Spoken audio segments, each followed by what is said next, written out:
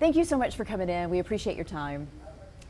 Let's start with a broad question. Supporters of this new curriculum say that America was founded on Judeo-Christian values, so they believe that kids should learn this. Why are they wrong? Yeah, thank you, Teresa, for having me today. I think one of the things that never crossed my mind is to see government literally taking control of our classrooms. Never in a million years would I imagine that state board is writing Bible-infused curriculum. And I think it speaks to where we are right now in the state of Texas. We're ranked 44th in education. We're at the bottom, and this is under Governor Abbott's tutelage. So for us to have this curriculum mandated, I don't foresee it helping our students, and it lacks the diversity that our students need to excel. Some experts in national curriculum have said they believe Texas is the first state to mandate this. Others have made it optional. Would you have been okay with an optional reading list that included Bible passages? I think optional would have been my preferred choice if I had to make a choice, because it allows for our teachers to still have autonomy and meet the needs of our scholars. Here in Texas, we serve 5.5 million students. There is no way we should be focused on one specific religion, one mandated Christian belief when we have students of different faiths. We talk about making sure that parents have autonomy and choice in doing what's right for their students, you know, raising a child accordingly to their faith. And right now, we've stripped that right away from parents to raise their students how they see fit. You've spent a lot of time in classrooms, teacher, counselor.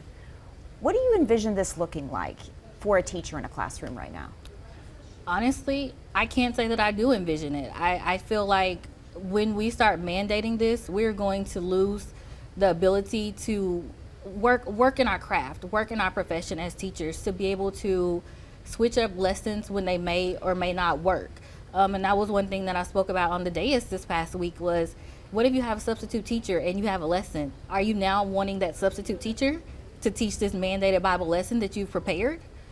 What wiggle room do we have now in the profession when there are so many books on this list, right? There's over 20 books in the K through 5 section alone that are mandated. And we have students of all faith and religion, and I keep going back to that because we do, right? In our 5.5 million student base, there's just so many cultures, there's so many different communities, and we've lacked the ability now to focus on local needs and show up in your community as an educator. What is it like in a classroom? Is there fear? Is a teacher at this point in Texas afraid of saying or doing the wrong thing? Absolutely.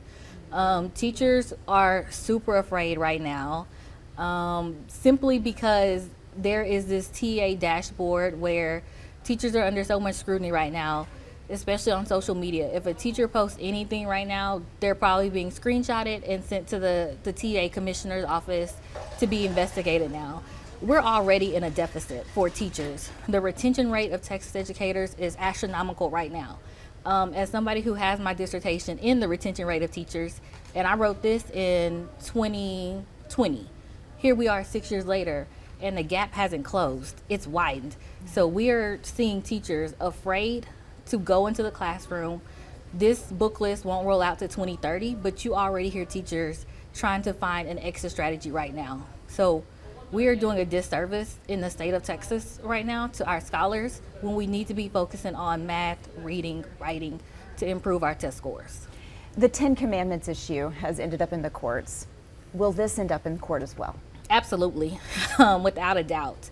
And I say that simply because we have neglected so many religions by mandating this coursework. Even some of your stories honestly lack diversity, and I know that's a buzzword where we can't even use diversity in essence, but there are no female authors on this list, there are no Black authors, there are no Hispanic authors, and while they've tried to make the list inclusive to English and Spanish, there were still certain stories that didn't align. So we are seeing that amongst the list.